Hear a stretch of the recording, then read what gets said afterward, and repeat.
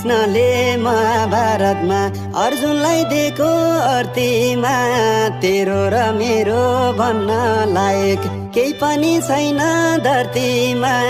गाइदेऊ गीत नाच मसित श्री कृष्णले